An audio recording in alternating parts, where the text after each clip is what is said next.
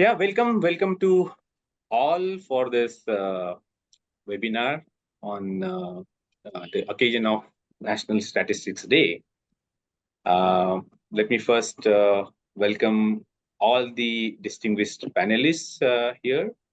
So, Shri P.R. Mishram, sir, who is Director General, Data Governance in MoSPI, Dr. R.B. Burman, who is former Chairman, National Statistical Commission, Executive Director, RBI, Advisor, NPCI. Welcome both of you, sir.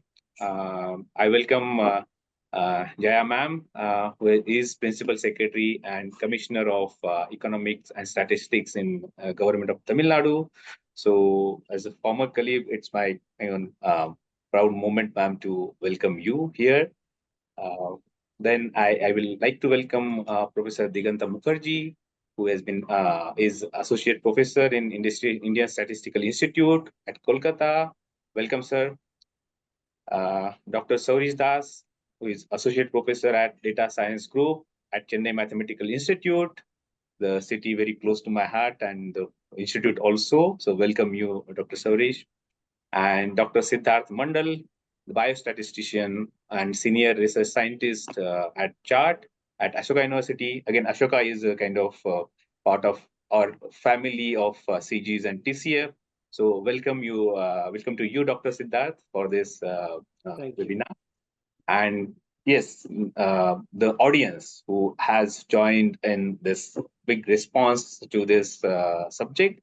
So I welcome you all, and as we are all looking for a kind of very happening and vibrant discussion around this topic, let me just mention a few things. As we all know, this is the kind of National Statistics Day for us. We are observing it to commemorate the birth anniversary of Professor P.C. Mahalanobis. He is a pioneering figure in the field of statistics and economic planning. We all know that. Widely regarded as the architect of modern statistical systems in India. Professor Mahalanobis made foundational contributions, including the establishment of the Indian Statistical Institute and National Sample Survey, which are kind of model for the rest of the world to follow in some way. And his work has laid the groundwork for evidence-based policymaking in independent India, which basically emphasized on industrialization and strategic resource allocation. And we know how where we are now is somewhere the foundations were laid during that period. And his vision, which institutionalized the use of large-scale data collection and statistical reasoning in governance, shaping India's statistical infrastructure and its approach to development planning for decades to come. That was a great vision for India.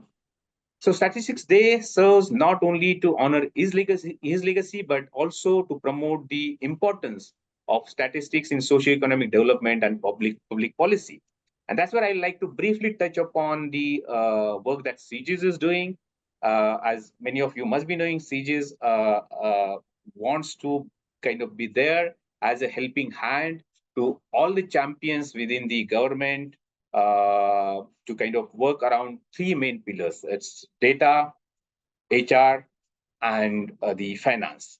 So we have done some fundamental work at the states level, but also recently we have had kind of honor of having memorandum of understanding with the Ministry of Statistical and Program Implementation. And there, like, we are kind of aiming to kind of be a PMU to support for the statistical strengthening scheme for the states. And our support is in the form of technical and analytical support. But I'll also take a moment also to reflect on how the data-related work in various places has happened. In one of the states, we were actually able to help the state government. We know national levels, a lot of frameworks and surveys, all that is available. But state governments many times were not kind of thinking in that direction. So one of the states conducted a key performance indicators survey with a kind of third-party involvement. It was on education, nutrition, health, and as well as livelihood. This kind of indicators were then it proved to be a lot useful. And in the words of the SCS Finance, that there is that it can be such a useful thing we could do only at a fraction of budget. That is kind of a rounding error for many state governments. So that is the importance. That's how the importance of this was highlighted. Recently, another state we are supporting the CMO, where they want to get this sample-based kind of surveys with scientific rigor done to check and cross-check with the administrative data that is being collected in social sectors. So a lot of work, a lot of movement is happening, and this kind of salience with state governments as well as the government of India. It's a very good sign for all of us, and maybe I will take that as an opportunity to kind of welcome you all again on this webinar, and hope everybody takes away very important learnings and also share their experiences for taking this cause forward. Thank you once again. Over to you, Shantanu. Thanks, Vijay. Yeah, hello, good afternoon, everyone. And I mean, echoing Vijay's warm welcome address, I'd like to again welcome you all on behalf of CEGIS to today's webinar. So as Vijay said, it's a moment to reflect on the importance of statistics in nation building, and more specifically to honor the legacy of Professor Prashant Chandra Mahalanobis. I mean, recently I was reading a book which is given to me by an ex-colleague. The book is on Planning Democracy by historian Nikhil Menon. There are other books also. I think Pramit Bhattacharya has a book on India's statistical system, past, present, and future. And there has been a lot of articles has been written recently by scholars and researchers on the legacy of India's statistical system. So just like to share a few reflections based on my readings, and before we move on to our eminent panelists today. So like after 2 centuries of colonial rule, that is when we got our independence, the then leaders immediately realized the importance or the need of economic planning. I mean, probably influenced by Soviet Union, I guess. So in order to reduce the social and economic inequality that was very evident at that time, so the Planning Commission was created. But also guided by the vision of Professor Mahalanobis, it was very evident that the Planning Commission cannot function without adequate data. I mean, in other words, I mean, national statistics were argued as an urgent prerequisite for national development. So ultimately, this impact of planning on statistics led to a statistician shaping the plan. So Professor Mahalanobis and the Indian Statistical Institute played a crucial role in crafting the second 5-year plan under the Planning Commission. So no wonder Professor Mahalanobis was once described as a physicist by training, statistician by instinct, and planner by conviction. But how to generate data, that the missing link, that data, that the need was filled, but how to generate data for a vast country like India? So the Professor Mahalanobis and ISI were one of the pioneers to introduce the idea of random sampling in the NSS surveys to ensure representative samples for unbiasedly estimating population level characteristics. And I mean, there's a funny sort of fact which I was reading in the book, because when you introduce a concept like this, there would be always oppositions, like why not go ahead with the complete enumeration, right? Why take a sample? So then in the context of estimating the yield of jute in Bengal at that time, so the government actually wanted to resolve this dispute. They agreed to compare these 2 methods. So one method is like a sample survey method guided by Professor Mahalanobis. Another is traditional plot-to-plot enumeration method.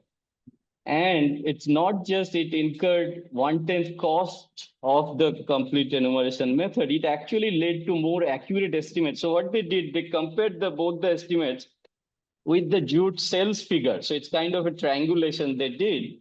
And they found that the estimate that came from the sample survey is actually not just it incurred less cost, it's less costly, but it also is more accurate, because when we do a large scale data collection like complete enumeration, there's more chance of measurement error. So that has led to even inaccurate estimates. Forget about the cost part. Cost was 10 times more. So that was the beauty of the scientific, or the potential of the scientific approach of data collection and generating estimates at the population level.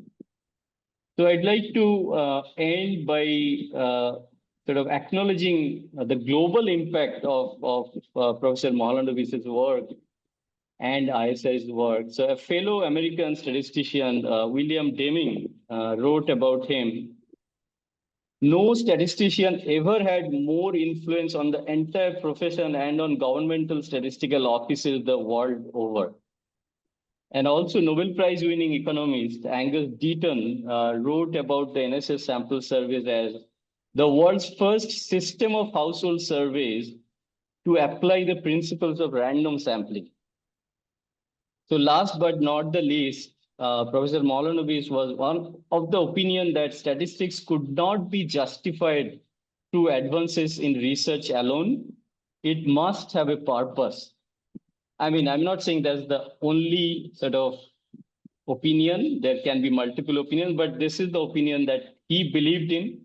So with that note, I'd like to start our sort of panel discussion today.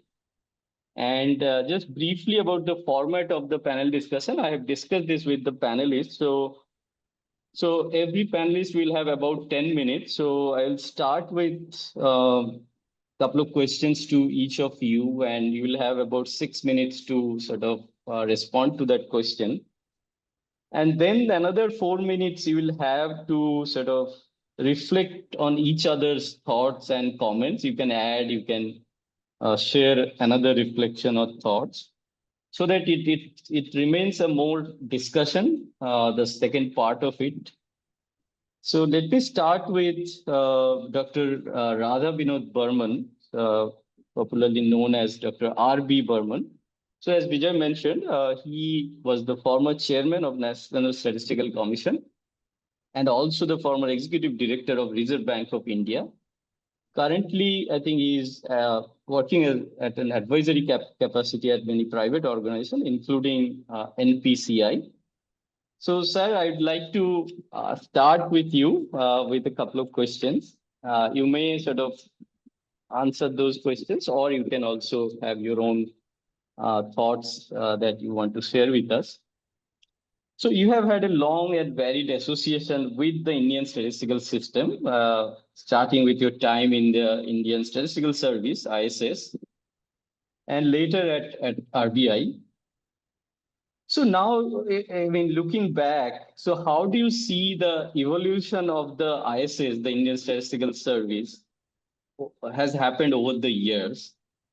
And in your view, what kind of reforms could make it more relevant and better aligned with the changing demands of the present situation?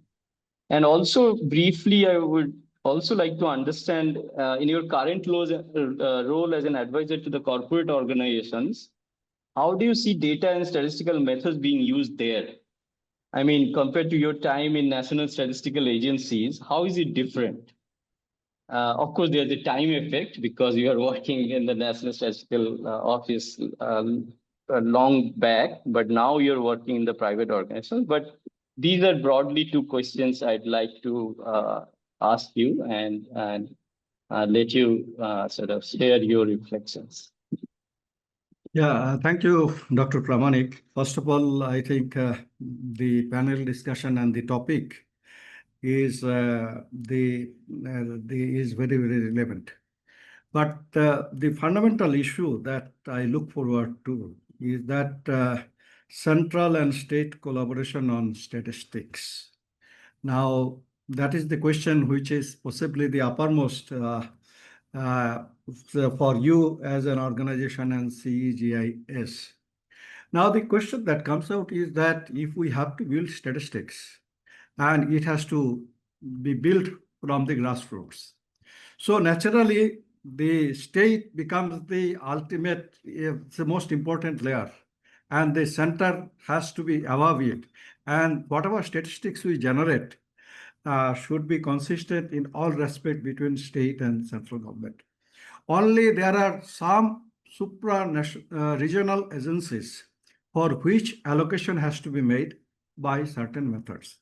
Otherwise, the statistical output at the national level should be basically deriving from the states. So there should be a complete harmony between states and centers. That is possibly what we are still looking forward to, because the way this Mr. Vijay also made some remarks that yeah, we are trying to collaborate, we are trying to find out. That is one. But now the next question I'll ask is that what a state government wants. So this is where I think I'll refer you to the Chief Minister now, Chandrababu Naidu's idea about future decoded, which he, I think 2017, he made a kind of a presentation, which many of you must have seen. He talked about analytics and real-time governance. Target growth, he had put a very high target growth. And then he had a 15-point program. Last point was inclusive growth. Then investment for labor productivity, competitiveness index, execute at macro level, family as a unit, targets and KPIs at all levels. End result, sunrise state. My point is that it is not only sunrise state, it is sunrise India. And that's what is required. And that's what we have not been able to achieve, even if we had excellent start, as you have mentioned, with Professor Maulanovic having doing it. I must also say what I mentioned is that we as statisticians really become oblivious of our own subject, that it builds on micros and gets into macro. Now the question is that some of the agencies in the central come out with aggregates like GDP, consumption, investment, savings, etc. Now, when you aggregate them all, what happens is that you get lost about the distribution. And each of the variables are highly skewed. And this is where I must say that as statisticians, we have not focused ourselves enough to justify ourselves as statisticians. And for that, center and state has to be always together. So that is the question we must ask. And let me also, since the time is short, let me refer to my own article, which was published in EPW, Indian Official Statistics, Digital Transformation to Honor Citizens. That was published in 2018 after I finished my role as chairman. That's where I said what is all needed. To translate the objective of what Chandrababu Naidu said to reality, we need to have an architecture which is built bottom up. In today's world, it is not enough to provide output on GDP, SDP, and its components, sectoral data on agriculture, industry, services, fiscal and financial sector data, external sector data, and the results of various socioeconomic analysis, surveys, and censuses. We need to move much beyond. We need to delve much deeper to understand the dynamics of evolving socioeconomic changes for pursuing inclusive growth, equity, and allocative efficiency, reducing regional imbalances while ensuring stability and sustainability.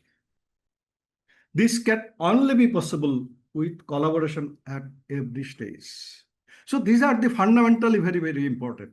And these important aspects, unless we keep in view and we try to follow more or less a kind of a technically the way we have been doing, I think we are not doing justice to ourselves as statisticians. That is the first thing that I like to put in. As there has been a revolutionary change in information communication technology and analytical tools. We can do wonders with them. Without this, we are missing out on immense possibilities modern day information system offers.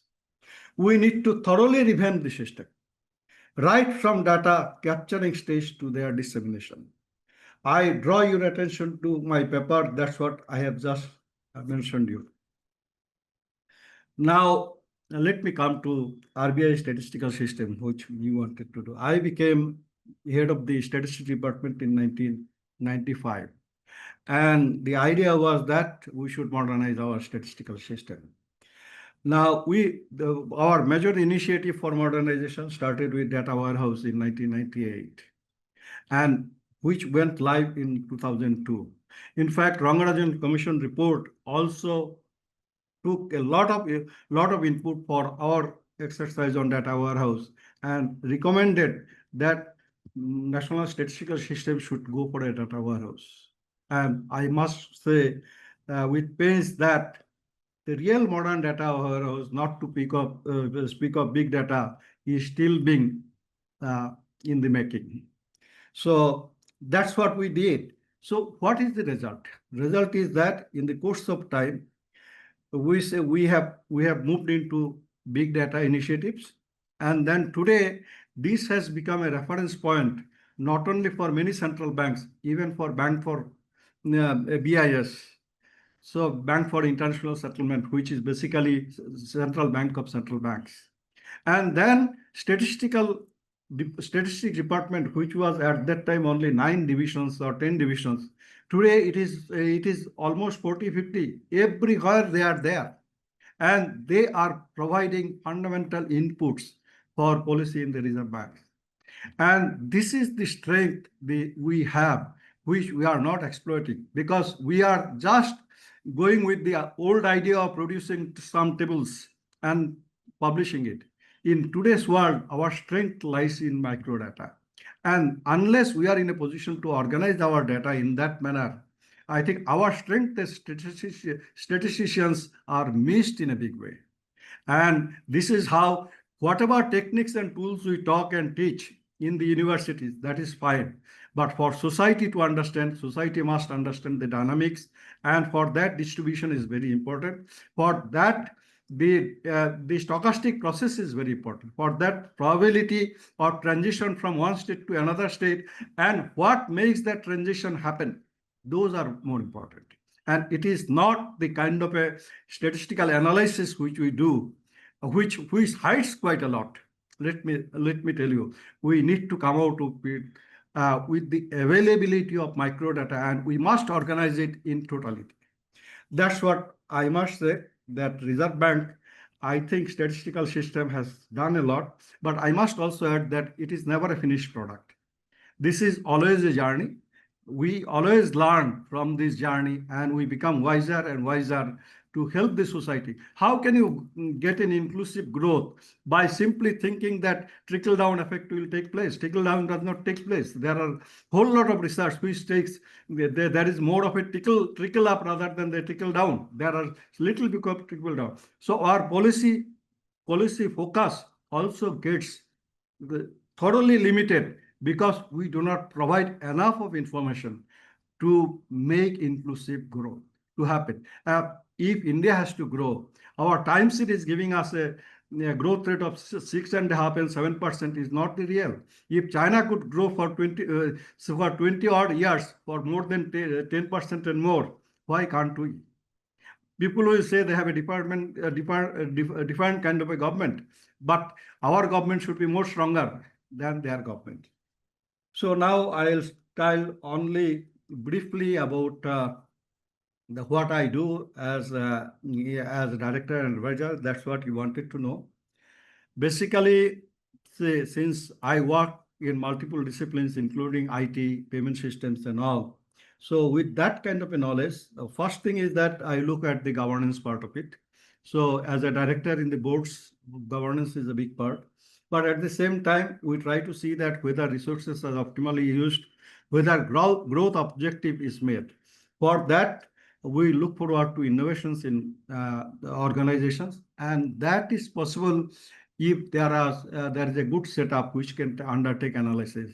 Unfortunately, quite a few of our organizations do not undertake the studies which are focused on optimization of resources. So that's where we are. I think at this stage, I'll not get into much, but I will, in my last part, I'll try to put these things in a kind of a capsular form. Thank you.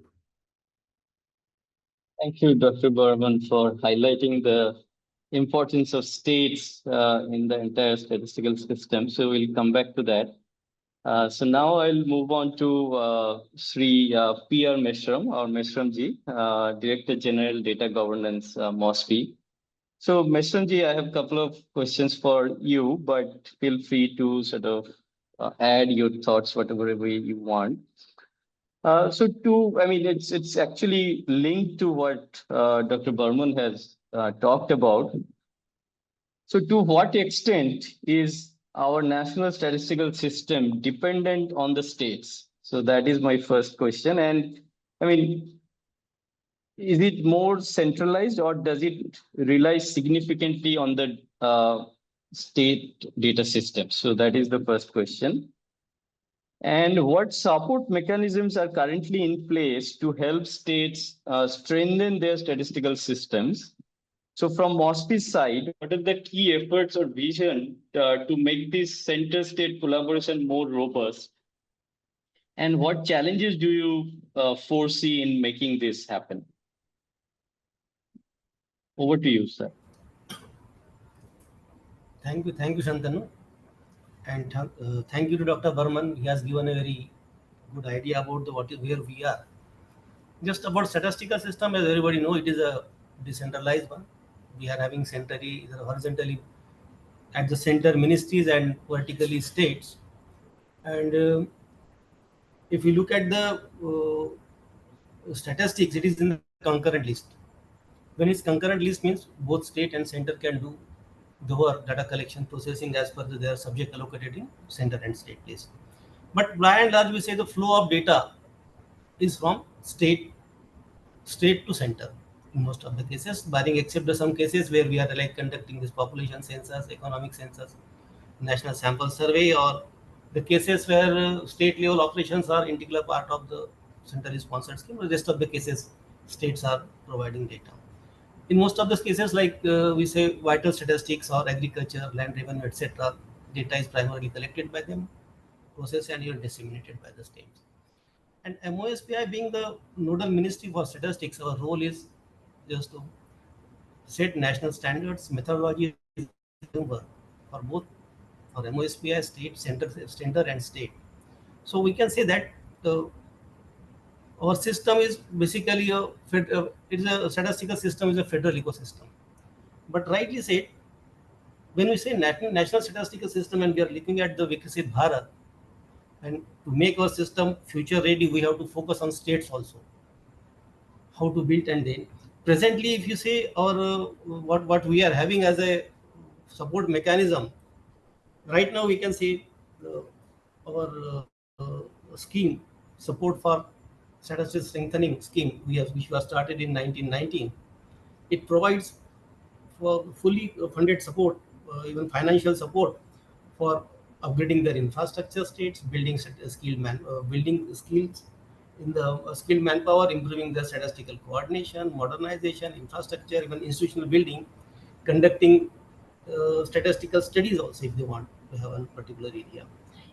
Even in national sample surveys, we are involving them on matching sample basis. And from this year, we are started to change our sampling methodology so that states will be able to generate sub-state level estimates, because nowadays policy is not only focused on national level. Now we are focusing more on district and sub-district level also. For that data requirement, availability of data is an important aspect. So one of the scheme, and apart from that, we are also providing technical handholding, like macro indicators we are generating at national level and state level. We are going for like GSDP or CPI or etc. at sub-state level also. We are providing them technical handholding, and we are having a national Statistical Systems Training Academy at Noida. There also we provide them training, like not only about the, we are having the training for like refresher training or customized module for our ISS and your state models. Some states like I have seen recently UP, Ladakh, and even Andaman Nicobar, they deputed their officers for having a custom training as per demand there, and that we are providing. Apart from that, an international front also, where we are having international training, we are involving them. Last time we had a CAP training on this statistical training assessment tool, which was developed by United Nations. On that training also we involved states, about 25 states participated in that. And again, we are going to have international training in the July, second week of July, that is about data ethics, governance, quality, and changing data ecosystem. There also we are going to involve them for these states on training. So looking at this, we are involving them, and apart from that, what you said about what mechanism we are having, mechanism at already there at place, like POXO, which we are having biannually. Now we are going to hold it at annual basis. This is coordination conference of center and state statistical officers. This we are having from 1971, where central ministries, state DS officials, I come together and discuss, share their ideas and their views and their needs, so that we can help each other and establish collaborations. Apart from them, recently we had a state ministers conference. We are also going to have it further everywhere state. Even we are having this, several meetings with the state officials. And one more initiative we have recently started about having a monthly VC with the state officials. Because in our agenda of reforms, when we say reforming national statistical system without involving states, we cannot say that we have reforms cannot be achieved. Because if you say the data, most of the data is being collected by states at the state level in different forms. But that data is not even standardized and placed and disseminated in such a format that we can have and generate the your insights on that. So rightly, Raman sir said that we could not develop our system. The state statistical system is our failure. But at the second time, one more point I will add, sir, here. The states have a different level of their achievements in the states, a different level. We cannot say that each state is at same level. Some state has done very good in the statistics, even in emerging technologies, and some states are still behind. And from MoSPI, we are providing the same helping hand to everyone. So it again, Chandrababu Naidu's vision, I remember because I have seen the dashboard he has prepared when he was first time came in the power earlier time. So that vision needs to be there at everywhere, and the need needs to be filled by the states.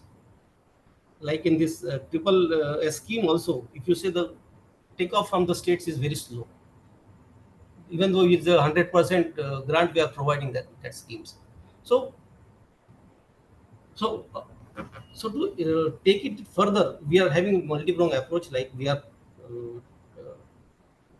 revamping the scheme again as per to have the states involvement as per their needs. We are taking feedback from them, and accordingly we will try to provide them even whatever the needs they think that they should come up, and that vision where the state should be. If we say the vision is that like that they should be at par with the center in generating, collecting, processing, and disseminating the data. So 4 things basically should be there from the state. They should start in my immediate step they should take up for taking further item is this, the creation of institutional setup. Most of the states are missing their institutional setup, and they may be having statistical departments at the district level, but it is not up to the grassroots level and that manpower. Second, I want to focus more on the capacity and capability building, skilled manpower and capacities. Capacity is not only about the statistics plus IT also, and creating IT infrastructure along with capacity will provide that ability to have the analytics, and the most important is availability of data. Data is everywhere but is not usable, like water everywhere but nothing to drink, like that. States are sitting on the pile of data and administrative data. If you look at it, they will be having many registers developed by the states, but nothing is harmonized, nothing is standardized, and is not available in the form of the data sets. If we could be able to create that database of data sets in the states, then it will be easy to find out where states are doing duplication of work, and maybe we may not be requiring most of the surveys if we could do that. So these are the more focus areas, and if this could be done, most of those things can be achieved. Creating capabilities among them to conduct the surveys if required, because surveys, we cannot say that most of the cases, if your administrative data is not sufficient, we have to go for the surveys for filling data gaps. Again, we can validate our administrative in that direction, validate through surveys. So surveys will be there. So our next vision is to create this capability in the state, not only through the funding through the this scheme of the AAA scheme, but also providing technical assistance, having continued coordination and collaboration with the states. And challenges, I will say, is that now is the, because whatever think about what should be our capacity and capacity building is the manpower shortages. Some states do have their very good infrastructure at the grassroots level, but some states do not have. Only there is at selected higher offices they are having manpower that needs to be looked into. Infrastructure and variability of infrastructure and variability digital divide. Some states are digitally very good, they are doing IT very good. Some states are lagging behind, we need to take them at par. Some states may be feeling resource constraints, that's why I say we are providing the financial support, and the states also need to look into it and arrange their finances. But to some extent, we are also going to provide to the AAA scheme. And another best thing is, even though we are going to provide them handholding or creating a systems, institutionals, but sustainability issue, they need to be sustained. And for sustainability, we need to have a capacity building, pilot driven or donor supported infinite sub projects with infinite timelines. They can embed these gains into their permanent structure, so that once central funding is stopped, the project should continue, it should not end there. So this multi-pronged strategy needs to be adopted for building a transparent and methodological and partnership with the state and strengthen this system. That's what right now I will send, and we can have further any suggestion or discussion we are having. Thank you, Meshramji, for highlighting all the initiatives taken by MoSPI to improve the statistical system and the importance of standardizing the methodology and the data collection system and data. Like digital, we are doing digital lot of things like data. In emerging technology technology is changing very fast. So not only center but even state and other ministries, everybody has to be on top. Yeah. And create the set of manpower. Like we have created e-Sankhya portal and showed that data can be have, and data can be how it can be disseminated. Again, we have created GeoStat app to useful. So this can be the, we can say, example and provide the sensitize the best practices we have had to the states. That sensitization will also help to improve their capabilities. Thank you. Sure. Thank you. So now we'll move to Jaya Madam. So now we have heard from SMG about the initiatives taken by MoSPI to support the state statistical system, but it would be good to hear from the state's perspective about these initiatives and the collaboration and capacity building. What is the current setup of collaboration and capacity building between state DES and MoSPI, and how is it working? And where do you see scope for improvement? And in general, also, it would be good to understand the role of state DES in the overall governance of the state. Over to you, Madam. Thank you, Shantanu, for first of all inviting me on this very important day. Though we are celebrating it today, we know that 29 June is the National Statistics Day, and I'm fortunate that I'm here today to be amongst all these eminent statisticians. I think I am the only person who is neither an economist nor a statistician in this entire August gathering, I would say. So it is with a lot of diffidence that I make my remarks, but at the same time, my nearly 6-month experience here in the Department of Economics and Statistics and nearly 30 years of experience as an officer of the government, sometimes of the Tamil Nadu government, sometimes of the government of India, tells me a few things. And what I find here is that while we are all talking about statistical systems, the way of data collection, etc., what we are not really looking at is the elephant in the room, I think, which is the changes that have taken place over the decades, especially in the last 1 decade or so, where digitization has kind of uh, swept so many things apart. So many things have been swept under this wave of ocean tsunami of digitization, and many of our state governments, unbeknownst to the center sometimes, and the central government, unbeknownst to the state governments, have actually taken this opportunity. For instance, if you look at data generation itself, much of it is data generated at the citizenry level. Banking systems, for instance, have all become digitized. So today we don't really need to know whether you are satisfied with the banking system or not, because every feedback that you get is already logged in. So the kind of complaints that you used to get would probably, kind of uh, tell you what is the kind of service improvement you need to do. So those are the kind of improvements that we have not really looked into as data itself. Our vision, our view of data is what our surveyors, our investigators go and collect from the field through a method of sampling, through a method predetermined by someone else, and they go and administer that questionnaire and come back. I think that method has a lot of importance for ground truthing, but there are innumerable databases that have today come up, and those innumerable databases need to be speaking to each other.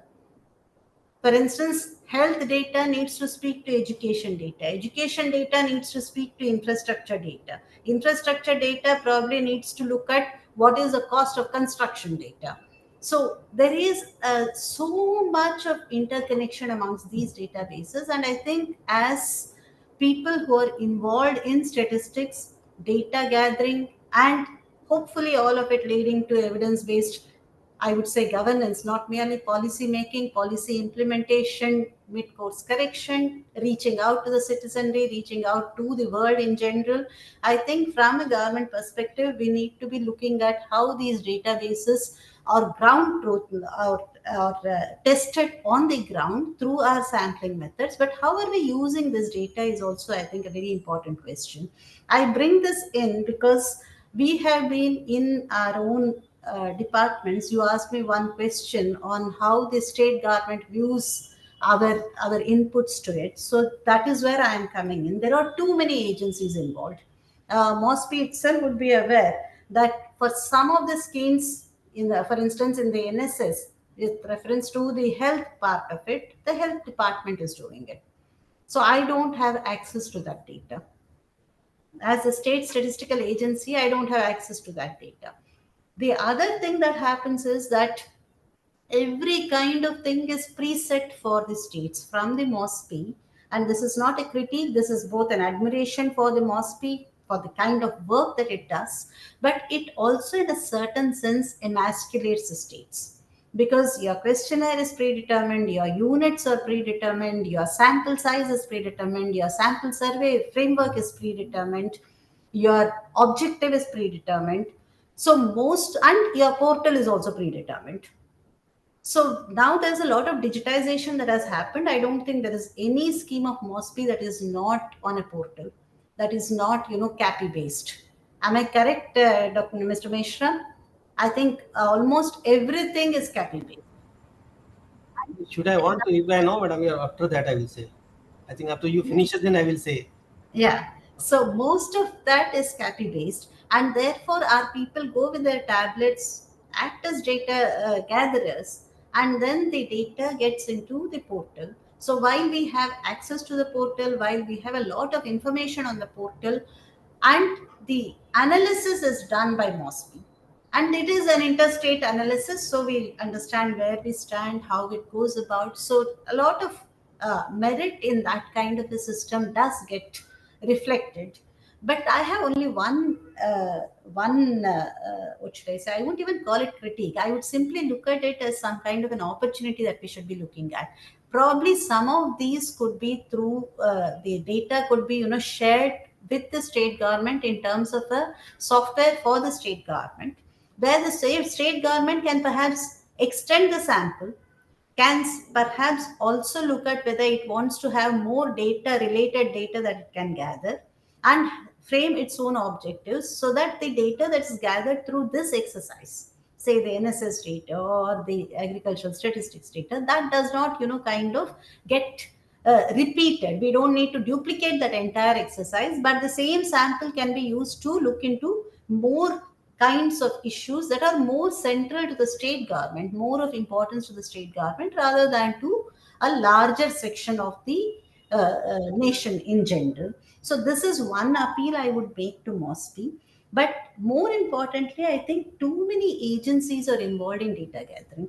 For instance, you have NFHS having its own database. You have DICE data being generated through the school education system. You have ISHE data being generated through the collegiate education system. Then you have the AICTE having its own ways. So what I'm trying to say is, if you take one sector, there are multiple players, and each of them has to be having some kind of a collaborative effort. When we are looking at those collaborative efforts, I think those databases talking to each other, we would be looking at things like region-based development. Where exactly, which region is exactly lacking, and why is it lacking? School education, after all, has to have an effect on technical education, has to have an effect on collegiate education. So which is that area which is not subserved because its schooling system is not as strong? I think in an anecdotal kind of way, we all do this when we are doing policy. But do we have evidence-based policy making here? So that is one thing, one question I would like to pose. As far as the Tamil Nadu DOES, our own department, is concerned, I would think that we have what is called a data analytics unit here.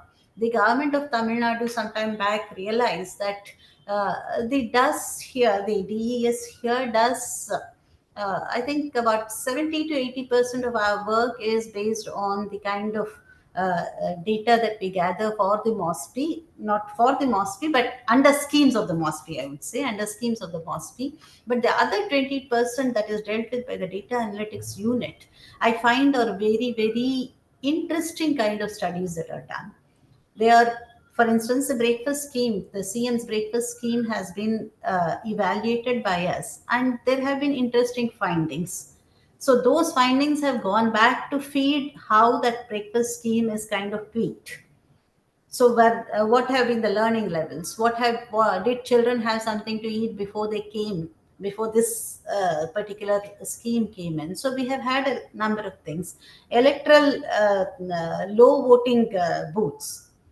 Those have been studied for what is called as the aptitudes of the voters. So how effectively can elections be, kind of be a participatory exercise? So that is the kind. I mean, there are so many studies that have been done by the DAU, and I'll take some time, I think, if I need to kind of relate all of them. So I will not go into that. Okay, suffice it to say that at this point of time, we are doing a study of the Kalaignar Maghadir Udavi Tittam, a very unique scheme where it is recognized that even the housewife, even the woman sitting at home, has a certain economic value. And on that basis, there is a certain amount given to her. So this is a KMUT, and we are studying its impact and why people are left out. Are there people who are left out? So this is a kind of study which we are doing with the State Planning Commission.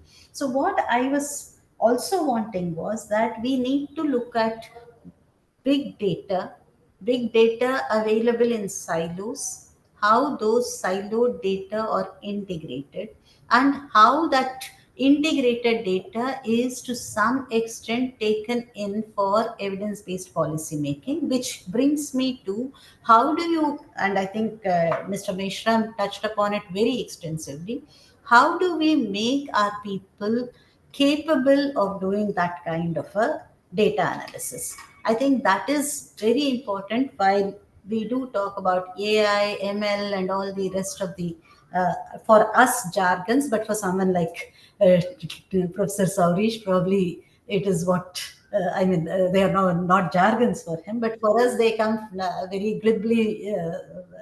We speak about them very glibly as though, they happen overnight. But then how do we utilize kind of uh, these kind of tools that have been given to us in today's world?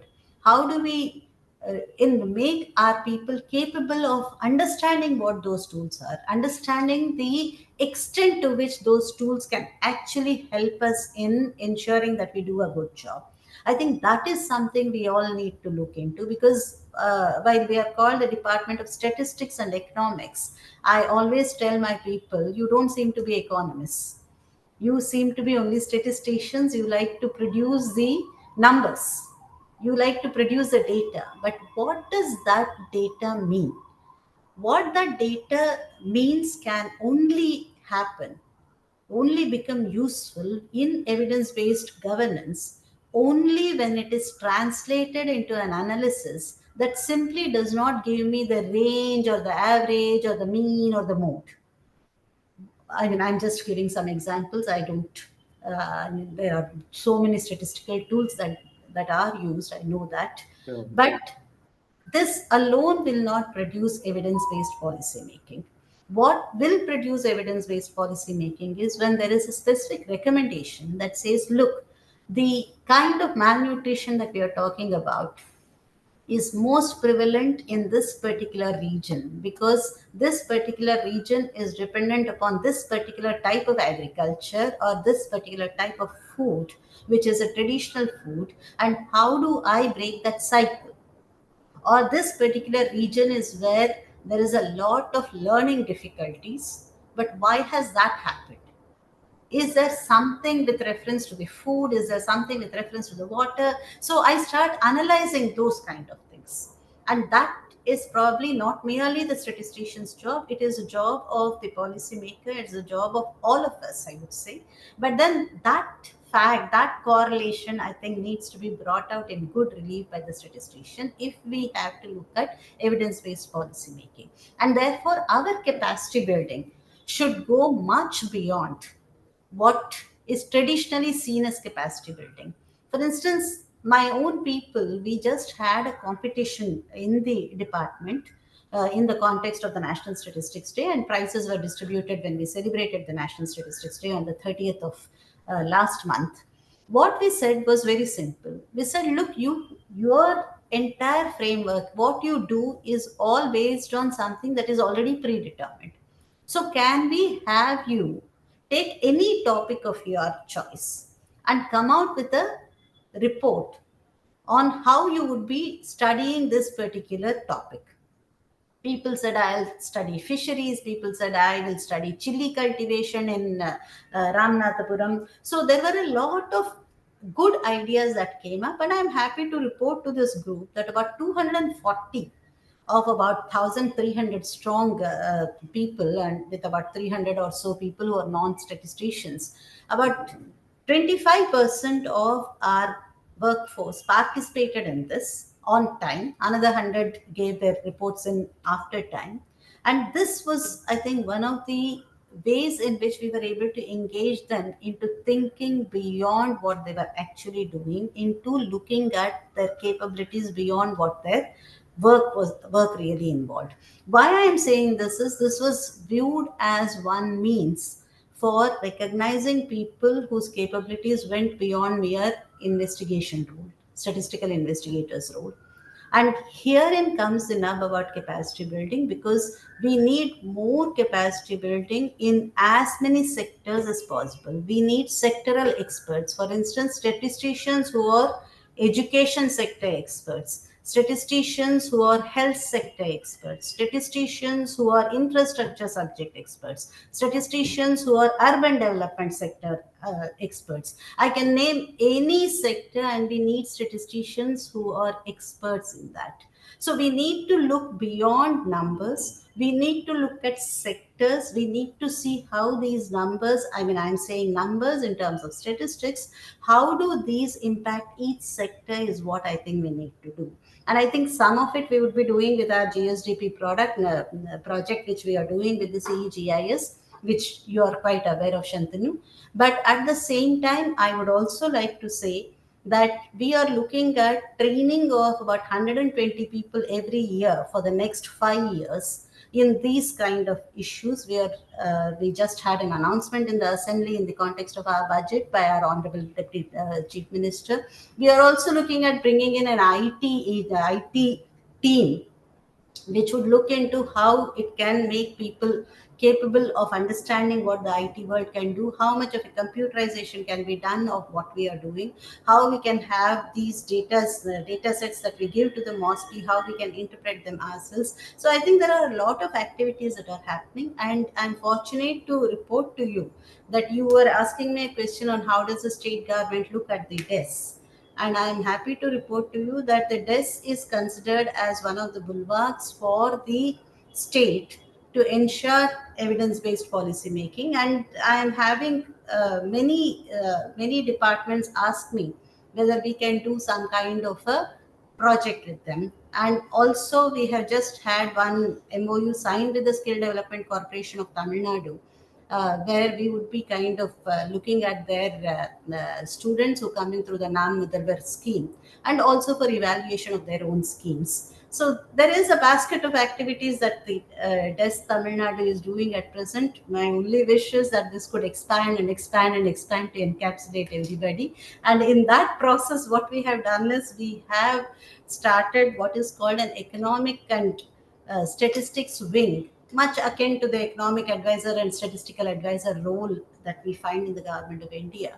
But here we are having an entire wing consisting of at least 2 or 3 people in the relevant departments. So that's a work under progress. Hopefully it will see the light of day very soon, and we'll have a GO in that. So there are quite a few exciting things I think that are happening in the DES here.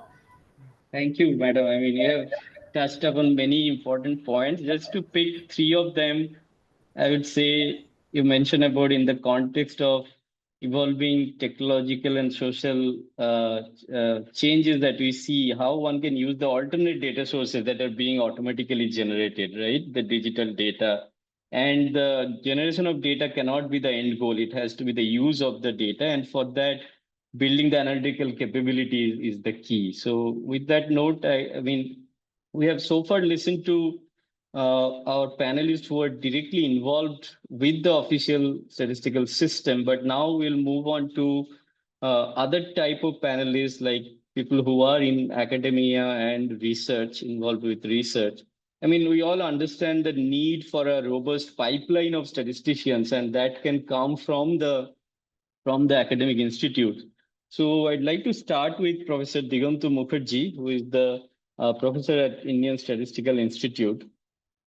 So, Professor Mukherjee, so you have had a long association with ISI, as I can understand, as a student, then as a researcher and faculty. And I mean, also, I think you have worked extensively with in statistics and economics, both the disciplines. So first question, maybe you can start with, what do you see as a fundamental difference between the 2 disciplines, if any? So that is one. And like historically, as we all discussed at the beginning, like the ISI and the Indian statistical system were closely linked at some point, but that bond seems to have weakened over time. So, I mean, are there any efforts now from the SOSU unit, that where I think you, the sampling and official statistics unit of ISI, any efforts from SOSU or from MoSPI side to rebuild that connection? Okay, so I'll let you respond and we can come back later as well. Okay, so a very good afternoon to you all. This has been a nice experience. and I'm seeing Bormon sir after a long time. So Bormon sir, amar pranam janben. So to respond to your queries in sequence, you see, in ISI, because of its legacy with the planning exercise, particularly the second 5-year plan that you mentioned, statistics and economics were not considered as two separate disciplines. So when we were students, it was more like two sister concerns who feed into each other. So in our master's program at that point of time, we had specializations with sufficient economics courses so that you can comfortably do a PhD in economics. So it's not really a shift. As I said, it's more like a complementary activity depending on what kind of issues you are interested in. People can do biostatistics like Siddhartha here, or people can do other kinds of statistics in geology or physics. So economics, given the planning challenges that ISI has worked on, is a very natural thing. Now, again, to go back to my roots, I had the great good fortune to be taught by Professor Nikhilesh Bhattacharya. So he was a very close friend and collaborator of Professor Angus Deaton. So both of them have passed away now, but we actually have very fond memories of both of them, because Professor Deaton used to work very closely with the National Sample Survey data, has worked extensively in the Indian context, came to India many times, and Nikhilesh Babu used to share a lot of those interesting experiences of those works during the class. And probably that's one of the major reasons that I started doing a PhD in economics.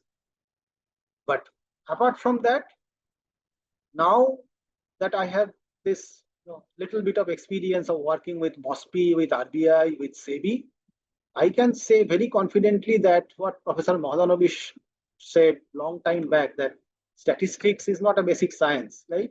Statistics is there to give support in making informed decisions in any other science.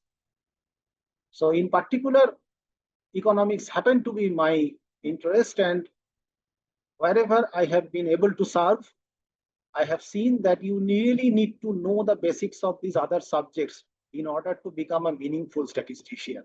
A statistician cannot live in silo. If you just think of textbook, think of theory, then you just have one leg, and you really cannot even walk on one. So our department, the Sample and Official Statistics Unit that you mentioned, is a newborn. So it's just 13 years old. But what we have done essentially in those 13 years is trying to rebuild those connections, strengthen some new connections with the central statistical system, particularly MoSPI, which is our parent ministry. So ISI is one of the rare institutes in India which doesn't work under the Ministry of Higher Education. But we also work very closely with RBI. I have had the fortune to work with Bormon sir here in the early days. I have worked with SEBI. So we have tried. We are still trying. We are actually also advising some of the state statistical systems in Chhattisgarh, in the several states in the Northeast. So in that sense, ISI still has the connect. But maybe where we are lacking is some kind of a central focus. As an institute, you have rightly pointed out that in the last 20-25 years, we have lost the institute level focus on working on the policy platform.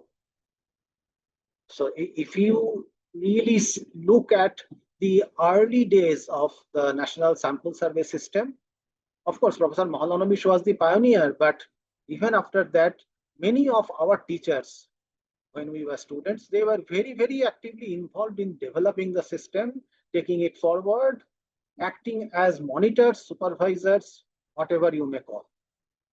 That legacy, I think we have lost track a little bit, which we need to build up again. Because as Srimati Jaya mentioned, that databases need to talk to each other. And I think the language through which they will talk to each other is statistics and computing. And that's where our role is. So we should see ourselves as service centers. We are public servants. It's a publicly funded institute. We are, of course, provide service through creating students, masters and PhDs and all that, but that's not enough. So the real relevance will be if we are able to provide the advisory and research service to the state and the central agencies. It has to be relevant. It has to be what the government needs, what the public needs. It also has to be timely. If we think of anything as a purely theoretical exercise and keep thinking about it for 10 months, 9 months, then the question will lose its relevance. I'm not saying that you have to do fast work and give some slipshod answer, but you have to do smart work so that the answer is provided on time. And it is not just work. I have seen that if you are doing relevant things, which makes an impact, if you are doing it timely so that you can see how the policies are changing, how people are getting affected, it's also great fun. You will not, maybe you will not have a direct benefit out of these things, many of these policies. But once you see that, okay, somewhere in this policy document, there is this little nugget of data analysis that we have been able to provide, I think it's the greatest satisfaction that you can have as a practicing statistician. And I think that's what we need to inculcate in our students. Those who will go to the academia, operate like us, or those who will go to the government or to the industry and become the real consumers of our services. Thank you, Professor Mukherjee, for reminding the statisticians the importance of domain knowledge. I mean, we cannot really work in silos. That's a very important message, I would say, and also candidly explaining the association with the central statistical system and some of the initiatives that are still ongoing. So now I'll move to Shouris. Shouris is a faculty at Chennai Mathematical Institute. So Shouris, you are probably one of the few statisticians who has embraced data science and machine learning quite wholeheartedly.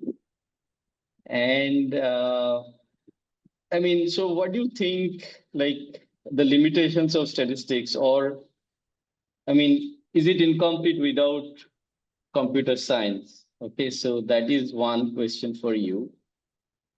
And how national statistical agencies can integrate these different, AI and ML approaches, and not just as one-off initiatives, but how can those be integrated in their system? So yeah, over to you, folks. Thank you, Shantanu, for inviting me in this eminent panel. It's a great opportunity to talk. To answer to your first question, that whether computer science, AI should come under a broader umbrella of statistical science, an answer we probably all know that yes, it should, right?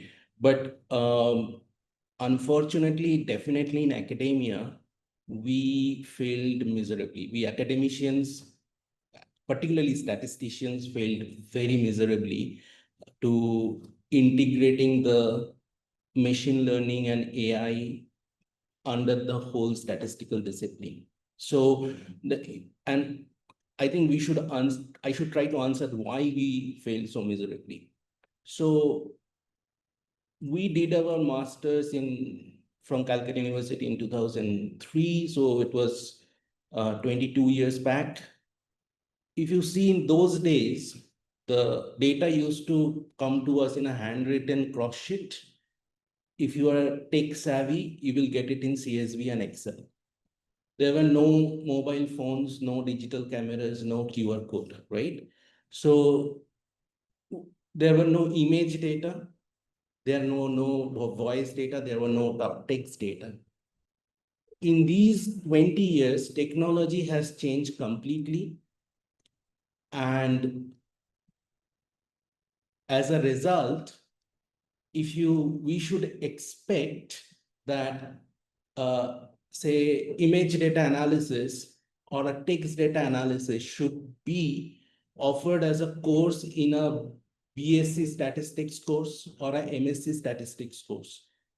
But if you go back and look at the syllabus of the most of the universities or institutes, the typical bachelor's and master's course, those syllabus are frozen in time in 2001. Now, why that happened? And I thought of it for a while, actually. And the reason, I think, the main reason for this catastrophic failure in our, and by the way, it is not only happened in India, it happened in other places, in Western countries also. Particularly in US, UK, everywhere it has happened. And why it has happened? And I think there is no economic incentive in learning new topic or a new subject at the current academic system. And why I say so? So suppose I'm a young assistant professor after doing my PhD and like postdoc, I got a new position. And if I have to get a promotion within 5-6 years to associate professor, I have to churn out around 20 papers. So that means I have to churn out a paper in every quarter, right?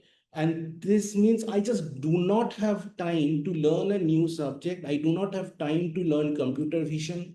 I may have done a PhD in some Bayesian statistics, some esoteric mathematics and something, but I now want to learn this computer vision. I don't have time.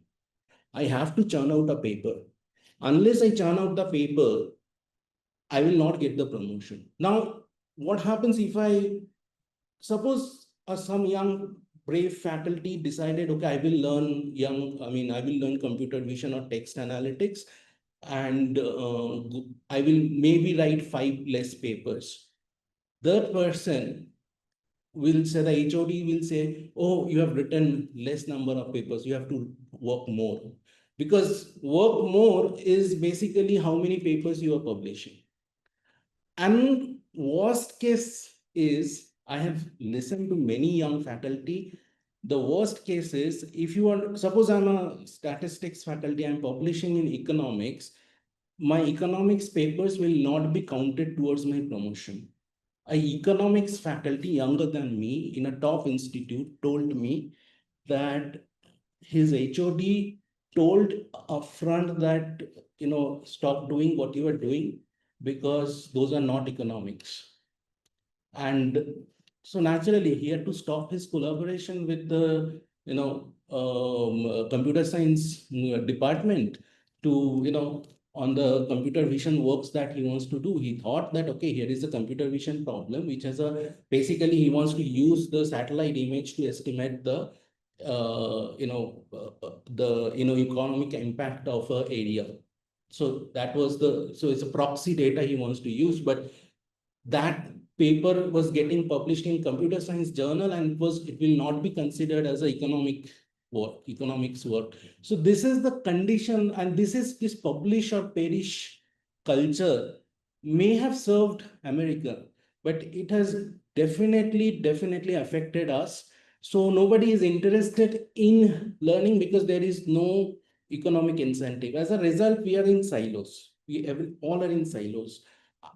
I did it because I was just a bit of a crazy. I wanted to learn this big data, machine learning, and all these things. So I did it. Plus, I think in CMI, I was fortunate that I got a very progressive, forward-looking director who said that, okay, you do whatever you want to do. So I think, but this is the ground reality of the current academic systems, unfortunate. The other side, other questions that you have asked me, that how can we make the whole system much more holistic? Look, a holistic reform of statistical system is badly needed. We all know that. I am of opinion, that reforming the ISS, Indian Statistical Service, is absolutely important. But let's be honest with you, just that won't solve the bigger problem, because India's statistical system is intertwined with the economic security of the country, our data security of the country, and the global standing of India. For example, let me give an example why I'm saying that our statistical system is intertwined with our economic security. We all dream that one day Indian rupee will become a global currency. I mean, we are all a little bit nationalistic in that sense. And nothing wrong in that. Even within the current world order, where US dollar will be the world reserve currency, India still can have a global currency status, sort of British pound or Japanese yen. And why not? Because today, Indian economy is larger than British economy or Japanese economy, but still British pound or Japanese yen has a better market, better acceptance in the international market than the Indian rupee. The one reason I think that if I am a international trader sitting in, say, Brussels, I have some extra 10 million euro. I want to invest, like, hedge my risk. I want to say, India looks like a interesting place to invest, growing economy. I would like to know what is the intrinsic value of INR. Now, intrinsic value of INR depends on the macroeconomic variable of the country. Now, if I do not have the data in my fingertips, if my data that are coming from the Indian statistical systems are not easily available in the global databases of Reuters or global databases of the Freds, then how do I estimate the real intrinsic value of the Indian currency? So you can see that macroeconomic, not only macroeconomic data, as many data as possible of the country is going to actually affect the intrinsic value of my currency in the international market. And when the data is acceptable in the international market, people will figure out, okay, this is the correct intrinsic value of the INR, and then naturally acceptance of the INR in the international market will go up. Now, having said that, imagine I'm a military general of a hostile power, which is hostile to India. I don't have to attack INR. If I really want to attack India, all I have to do, I have to attack Indian statistical systems. Okay? And that will just keep the rupee at a dwarf situation. And it will never grow. It will be like a very dwarf currency somewhere in the international market. Nobody cares. Even if we will become third largest country, fourth largest economy, it doesn't matter. Look at China. China is the second largest economy in the world, but still Chinese yen is less sought after currency in the international market.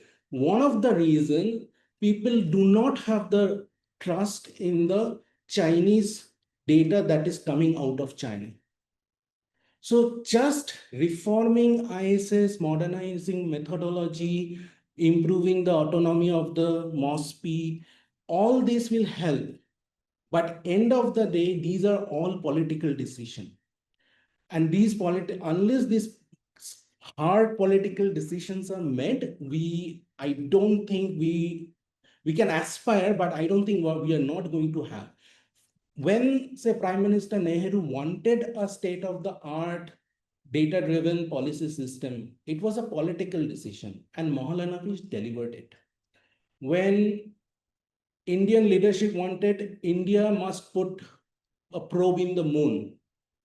ISRO delivered it. When Prime Minister Modi asked, "Jao Pakistan ko thoko," our armed forces delivered it. So if today India's political leadership really want a world-class, evidence-based, data-driven governance, so if they want the rupee to command the respect it deserves in the international market, trust me, it will be delivered.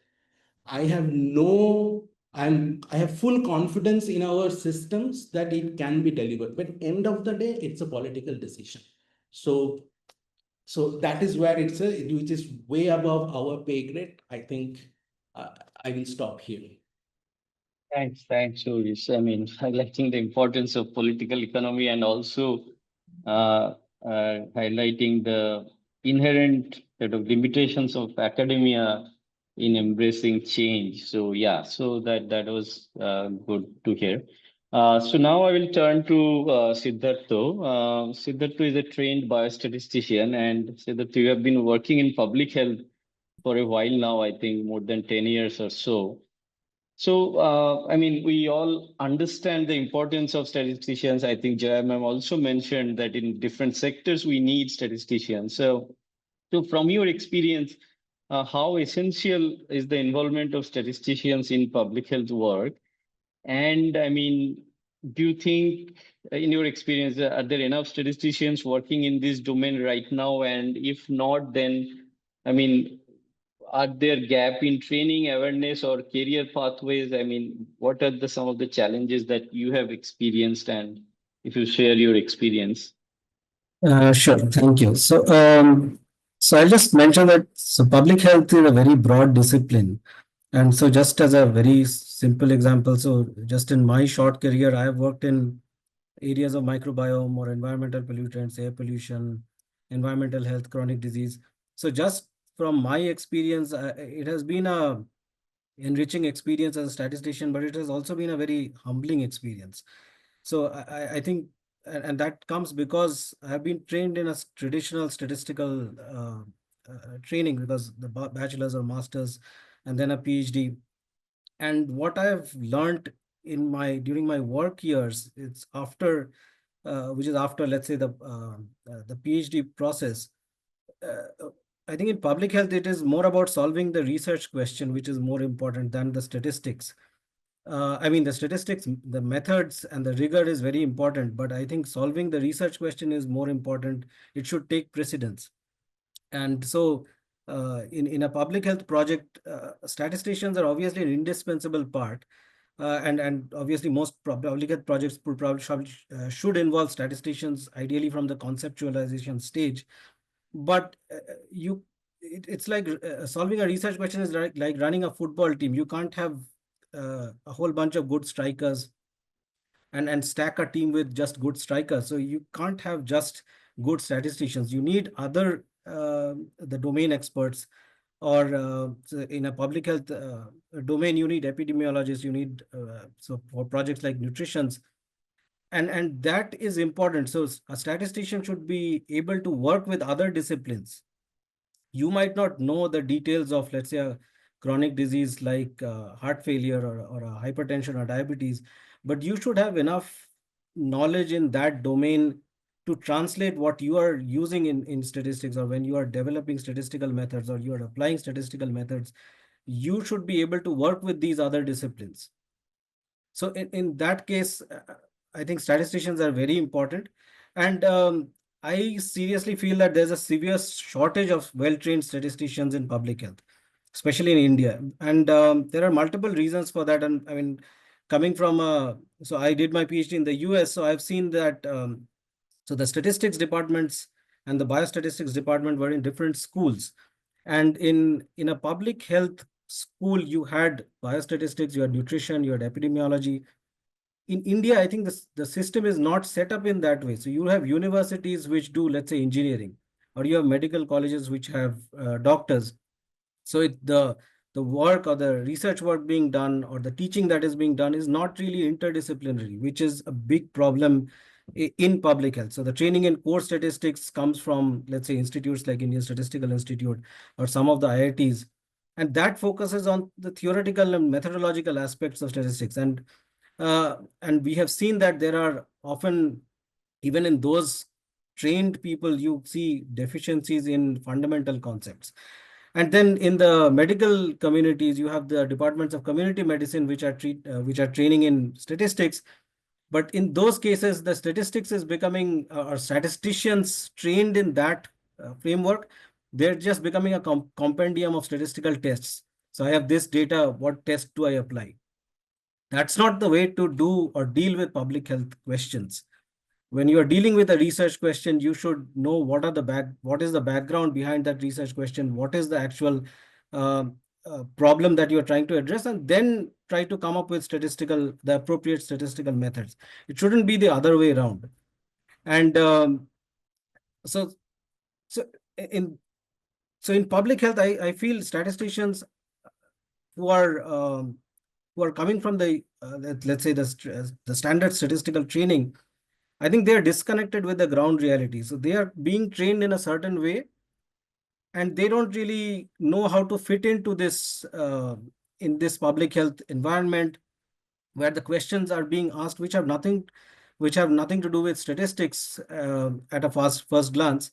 So they need to know that deeper background knowledge. So to know about modeling, let's say I do modeling of air pollution. There's very little statistics in there. It's more about physics. It's more about, let's say, satellite observations. It's more about machine learning. And that disconnect creates a problem. And I think that's why that's one of the reasons why there are fewer statisticians working in public health now. And the statisticians who are working in public health are more like they're becoming algorithmic tools. So you have this question, so you don't need to do this test, and that's it. So I think that's a major problem in the system. So in terms of, I'll just finish with how do I think the strengthening of the pipeline can happen, and I think that should happen at right at the base level. So we probably start teaching statistics from class. You learn about probability from, let's say, class 11 and 12, and then in the bachelor's you are reading about statistics. And I think right at that level, if we start incorporating a little bit of interdisciplinary teaching rather than the standard teaching methods. So I've been taught in the standard methods, and that's why I know what not to teach when you are teaching a public health community. So if I'm teaching a bunch of doctors or a public health practitioners, I don't want to teach about maximum likelihoods or Chebyshev's theorems and lemmas. So that's not the way to do it. So you need to have motivating examples. You need to have why you are doing a certain statistics should be made clear to people who are not coming from the statistics background. And the other thing is to teach scientific communication. I have seen this. This is a major problem with statisticians. And unfortunately, that's true both in India and as well as in the other countries. Statisticians don't know how to communicate with other disciplines. So if you're talking to a doctor, you don't start talking about hypothesis and testing. That's not the way to do it. You try to understand what that other person is trying to say, assimilate it, and you do your own analysis. I'm saying the rigor should be there. But again, when you communicate back in their language. It's like Google Translate when you're talking to someone from a different state. So that is important. And I think one of the supply lines is obviously Indian Statistical Institute, but the supply is probably going somewhere else. It is not coming to the Indian public health system. So the people getting trained in statistics are probably going to the corporate area, or they're going for PhD in the US, and they're probably going to stay back in the US or whatever. But they're not coming back to solving problems in India in this. It can be a harsh ground realities which you will be facing. So I think encouraging a mix of faculty rather than having 10 faculty with all methodological research areas. Let's have some other type of faculty who are interested in doing applied work or environmental health work or public health related research, and have this mix so that the students also get exposed to these different kinds of statistics that can be done. And I think for public health, I think it's very important to realize that you're dealing with the health of the population, and sometimes in clinical research, you're dealing with health of individuals. So if you're dealing with life and death of a person, you don't want to mess up. So I think that is very important to build that sense of responsibility. It's not about doing mathematics or not about breaking out or generating a bunch of numbers. You're dealing with serious health issues which you can solve, or serious public health issues, systems level issues. So I think that is important, to have a mix of things in the current situation. Thank you. Thanks, Siddhartha, for reminding us our North Star, that is solving a research question, not to sort of focus on the numbers. And also the importance of interdisciplinary research, starting from the teaching, I mean, the undergrad level, etc. So, yeah, I mean, it was just so fascinating discussion. We don't have much time. I mean, we're almost at the end of the panel, but if all the panelists agree, we can have few questions. I think Ganesh is here to sort of help us with the Q&A that we received. So Ganesh, I mean, is it okay with you to have another 5-10 minutes to respond to some of the questions that we received? Yes. Hi, Shantanu, and good evening to everybody. I think we've received a couple of questions, and other panelists can react to it. One is directed to Jaya ma'am. So the person is saying that thanks a lot for sharing about the data analytics unit in Tamil Nadu. Can you recommend any best practices for other states who might be interested to start such an unit? I think one of the things is that there needs to be some kind of a proposal that needs to go on what the data analytics unit can do. And this data analytics unit is actually looked upon as a concurrent evaluator of schemes, or post uh, uh, post implementation evaluator of schemes. Say 1 year you have run a scheme and then you want to evaluate that scheme for mid course correction. So this is basically a tool by which, a unit which can use the statistical methods to ensure that schemes are well directed, that the objectives of schemes are realized, and that it is actually having the impact on ground that it does have. In addition, those special surveys, those special kind of needs that may be expressed by any department or government in general, or even in collaboration with others, all these things can be done by such a unit. We have our own staff. There is an additional director, there is a deputy director, and some support staff as statistical officers, assistant statistical investigators, statistical investigators. These are the people who are manning it. So it's a unit guard within the DES itself, and it gets these projects. We have 2 panel surveys also being done, and these are collaborative efforts. So we have a household panel survey being done, and this is with the MIDS, the Madras Institute of Development Studies. So collaborations go a long way in making these kind of DAU very effective, because we get expertise from the others. We also get to be partners with other agencies. So MIDS is now, our collaborator with reference to the household panel survey. And we have for the elderly panel survey, and these are, they are going on for some years now. And we have had for the household panel survey, we have had a baseline survey report to be released yet. And then we go into the more detailed survey. Then we have the elderly panel survey. And what is interesting about the household panel survey is that this data was used during COVID times to know how COVID was impacting them, because we knew who these people were. We had their telephone numbers. So telephonically they were contacted to know how they were holding up. So that kind of gave a good visibility to this household panel survey. And it also helped the government to make its response to COVID, though it was not meant for that purpose, but it helped government to have its COVID response also kind of dovetailed along those lines. Likewise, for the elderly panel survey, we are teaming up with JPAL, and I'm happy to report again that the policy, the elderly persons policy of the government of Tamil Nadu was partly based on this survey. So that's again a work in progress. So such panel surveys, or we can take any kind of a survey. For instance, only today I have had the forest department talking about green index for this one, for cities, and whether we could collaborate with someone on that. So these are all ideas that can be taken up on a very strong front, and it is within the desk itself.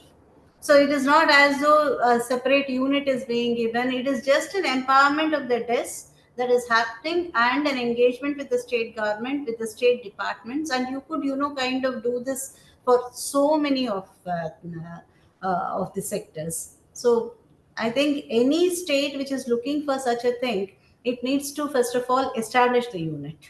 Ideally, this unit should be spread across the entire desk, in my opinion. So we are working towards that also, so that everybody has, it's not one section, one division which is doing it, but everybody knows how to do these kind of things, collaborations, looking up, people coming up.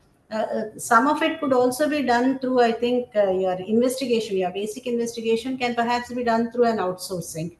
Like we have our catchment area would be all these statistics students, economic students. So we have collaborations with colleges, and then we could, kind of engage them in this. It will become some kind of a practice for would-be statisticians, and it would also enable us to engage with the youngsters in a manner where both of us benefit. I think those are all ideas that we need to look into. And Yeah. Shantanu, if I may be permitted, just one comment apart from questions. Sure. To the Yeah. question of the curriculum not being responsive, I was just wondering who the regulator is for statistics curriculum. Like we have regulators for many technical subjects.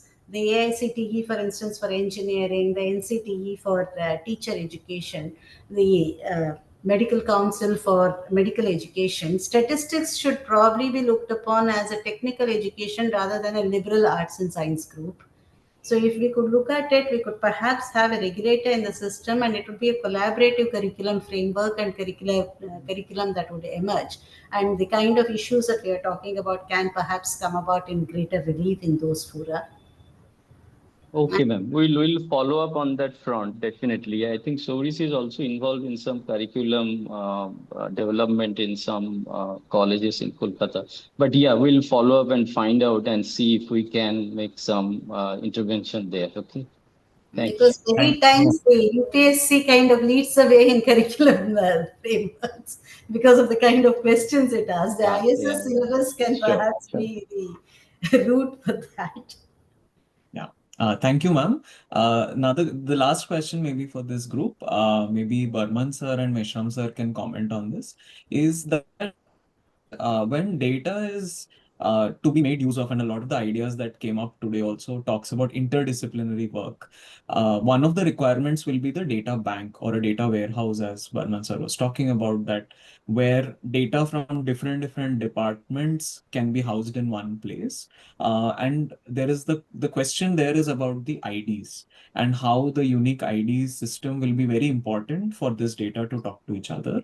So if you could talk about any ideas or any initiatives that other governments or our own national governments, state governments have taken up, that may be a good example for people to take back.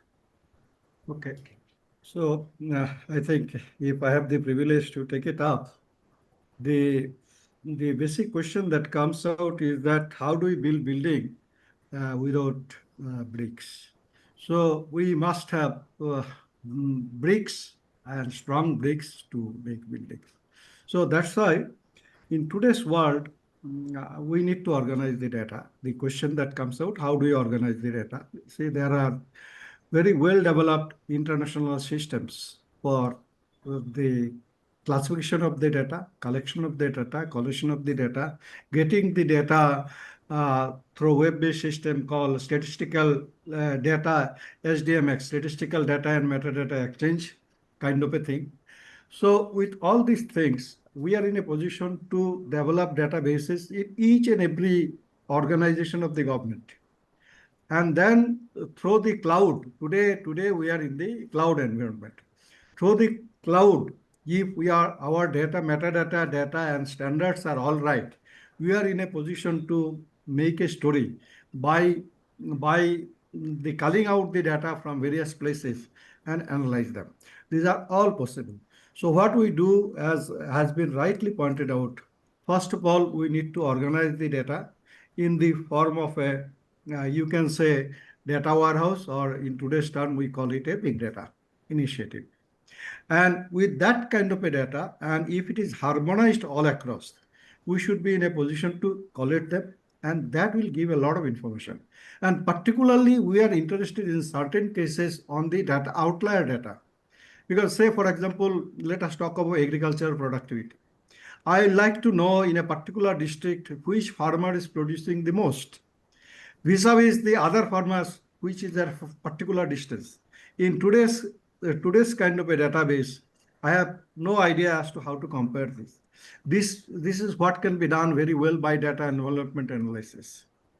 And then in economics, we learn basically that how do we do a input-output combination to find out which is the best, and how far away we are from the best one. So all these things require basically a micro kind of a data.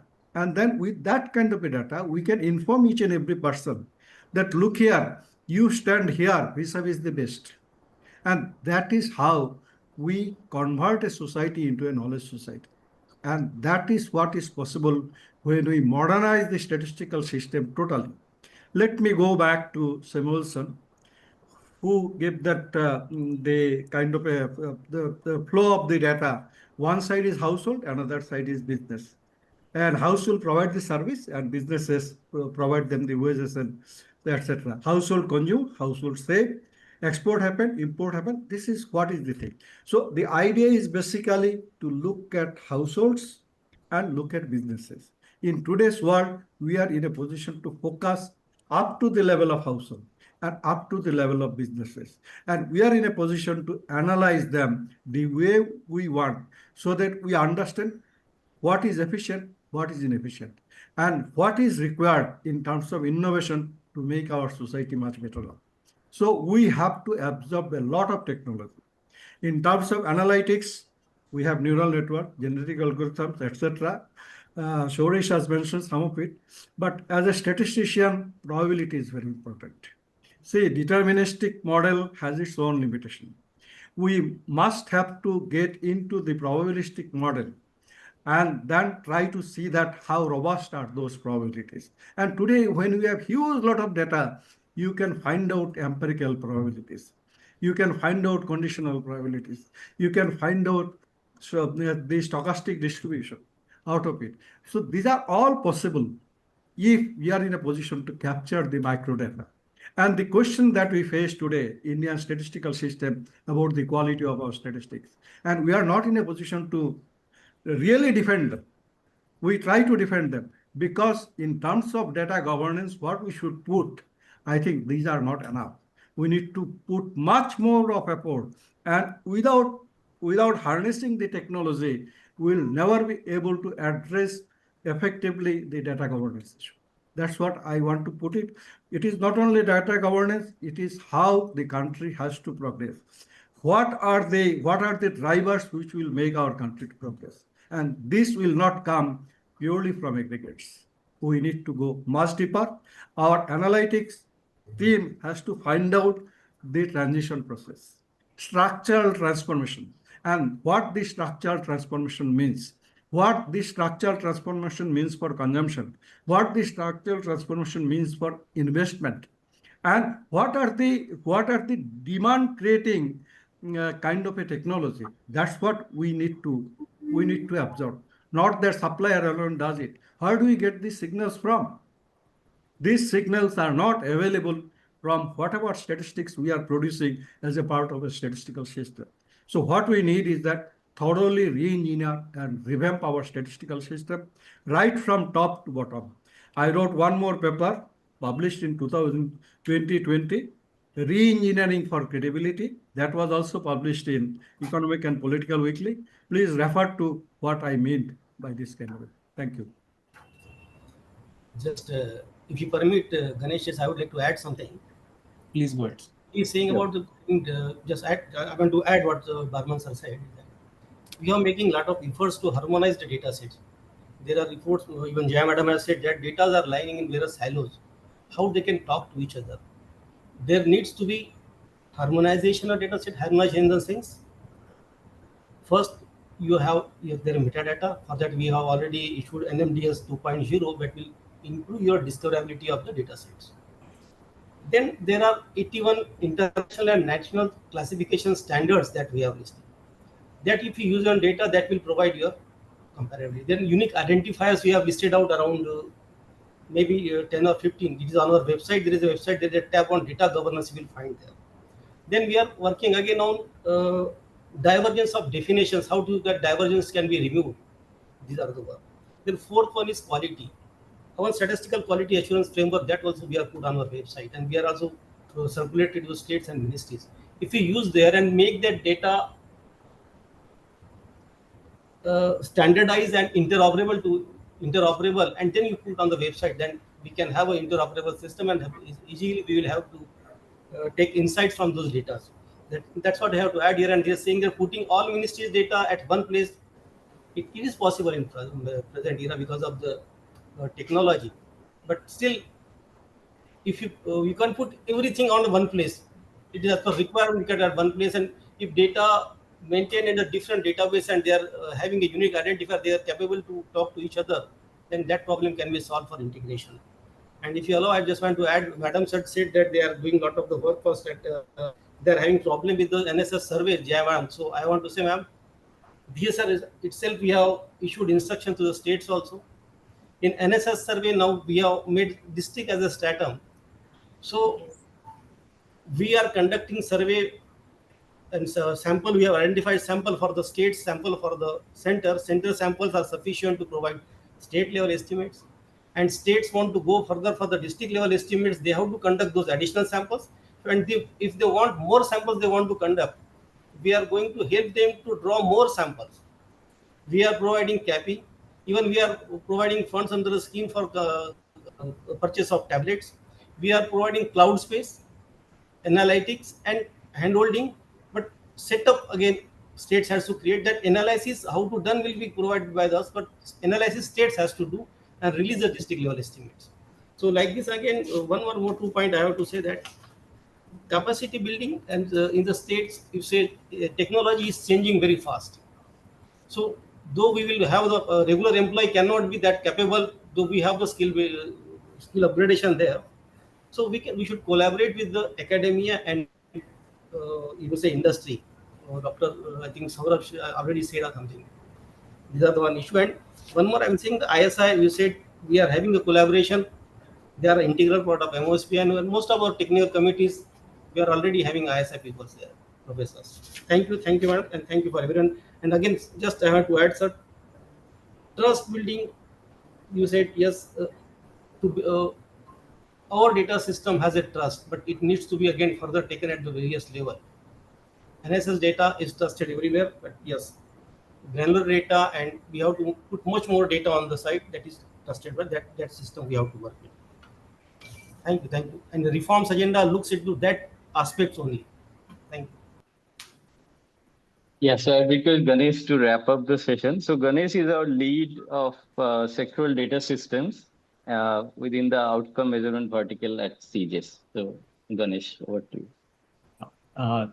Thanks, Shantanu. So, good evening to all the participants as well. Thank you so much for your patience. You've stayed beyond the time as well.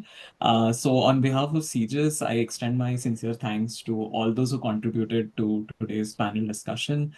Firstly, to our deepest gratitude to all the distinguished panelists. So, Barman sir, Meshram sir, Jaya ma'am, Professor Diganta, Dr. Sorish, and Dr. Siddhartha. Thank you so much. We heard of so many being taken by MoSPI and state DESs to strengthen India's statistical systems. There were also candid reflections and a clear articulation of what is required.